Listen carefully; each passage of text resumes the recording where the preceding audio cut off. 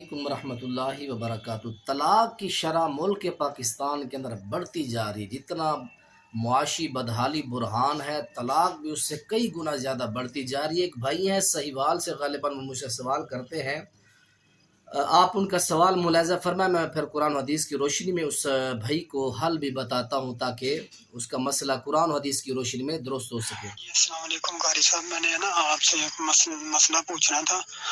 تو میں نے نا اپنی بیوی کو حاملہ کی صورت میں ڈیورس دی تھی، ٹھیک ہے، تینوں پیپر پہ ایک ساتھ سائن کیے تھے۔ تو مجھے یہ بتائیں آپ کے طلاق ہو چکی ہے یا اس کا رجوع کا کوئی سلسلہ باقی ہے؟ میں ابھی نا وہ رجوع کرنا چاہتا ہوں، کیونکہ بیوی بھی میری جو ہے نا وہ رجوع کرنا چاہتی ہے، ٹھیک ہے۔ تو آپ بتا سکتے ہیں کوئی اس کا حل نکل سکتا ہے کہ نہیں؟ جی ناظرین کرام، آپ نے سوال سن لیا بھائی کا کہ حمل کی حالت کے اندر اپنی بیوی کو طلاق دی، تو یاد رکھیں حمل کے اندر طلاق جو ہے وہ ہو جاتی ہے۔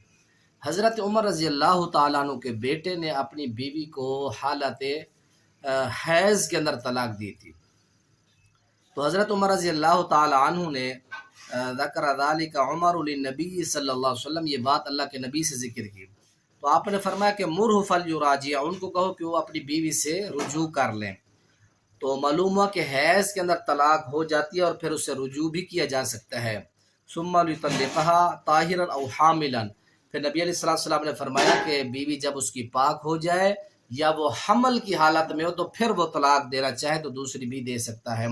تو یہ حدیث پاک جو آپ نے ملاحظہ فرمائی سے مسلم کے اندر یہ حدیث پاک موجود ہے۔ معلوم ہوا کہ حالات حمل کے اندر بھی طلاق ہو جاتی ہے اور حالات حیض کے اندر بھی طلاق ہو جاتی ہے۔